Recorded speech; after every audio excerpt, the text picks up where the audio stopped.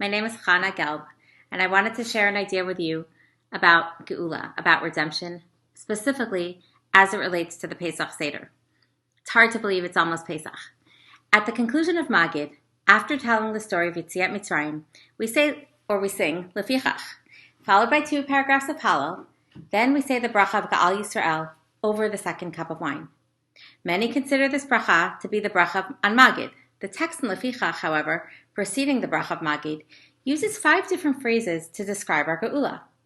Most people would think that it's just a descriptive way of describing this experience of Yetziat Mitzrayim. The Vilna Gaon, however, says something novel that I think is quite profound.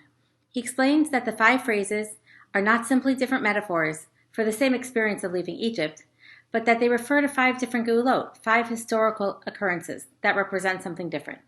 Me'avdut l'cherut, from slavery to freedom, refers to the exodus from Egypt. Mi'agon l'simcha, from sadness to joy, refers to the splitting of the sea. Me'evel l'yom tov, from mourning to a yom tov, refers to our being forgiven on Yom Kippur for the sin of the golden calf. Me'afela l'or gadol, from darkness to a great light, refers to leaving the desert after 40 years and entering Eretz Yisrael. And lastly, Mishubud l'geula, from slavery to redemption, refers to the post-Shoftim era when Malchut Beit David was established. The Vilna Gaon's insight is that it is a night of many layers and different types of redemptions. The experience of the Seder gives us hope for future redemptions and allows us to tap into the feeling of believing in hope and that things can get better. The bracha casts a wide net because we all need different types of redemption at different times in our lives. Everyone faces challenges and even adversity in life. We don't ignore our challenges, we acknowledge our difficulties, and equally, our belief that we can experience redemption. This helps us get out of our own distress and leave our own Mitzrayim. The bracha encapsulates different themes.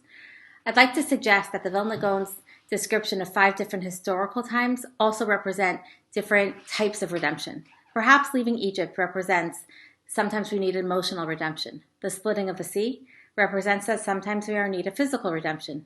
Being forgiven for the golden calf can represent psychological redemption. Leaving the desert represents spiritual redemption. And establishing Malchut Beit David may refer to an economic or political sort of redemption. In our lives, we see this to be true. We may have a challenging family relationship, be coping with physical illness or mental pain, find ourselves struggling in our careers, feel disconnected from our values and a relationship with God, or even as a nation, be struggling.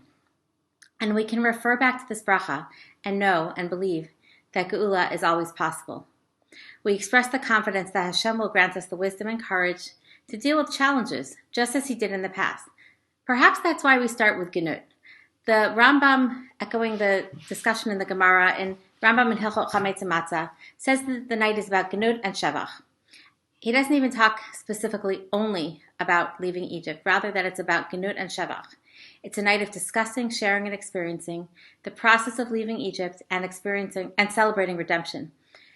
The concept of Matchel b'Genut and Messiah b'Shevach is taught in the Gemara to either refer to the story about the degrading experience of slavery, something sad that we experienced, or according to another opinion, we start the story speaking about our worshiping of idols, a sad experience of our own doing, perhaps, as we can say, our own mistakes. And as we go through the Seder night, we find a way to feel the freedom of being redeemed by God, no longer being slaves, and also of finding a way to live a life that is more elevated and uplifting than idol worship, a way of getting beyond our mistakes.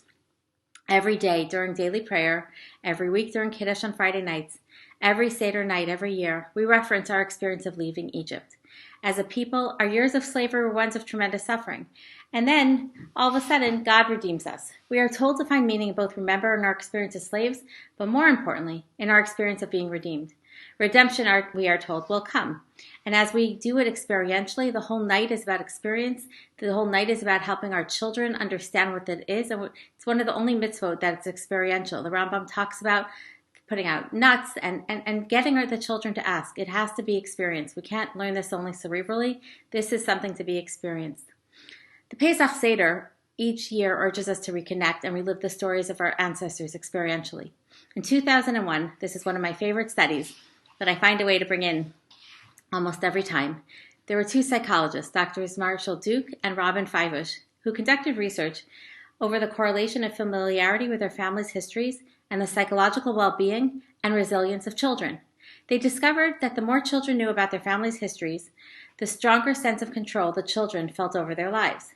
Knowing their families' narratives, both the ups and downs, the sense of oscillation, having a strong intergenerational self, builds self-confidence and the ability to cope with trauma. What is true of children is certainly true of adults. Feeling part of something bigger, of a greater family narrative, part of a story of good times and bad, builds rootedness and is one way to help us cope with whatever struggles we are experiencing. So whether we look at this night as a way of being together, as a way of finding hope for our futures, in whatever way we need to find the hope, I wish every one of you a meaningful Seder and a Chag Kasher v'Sameach.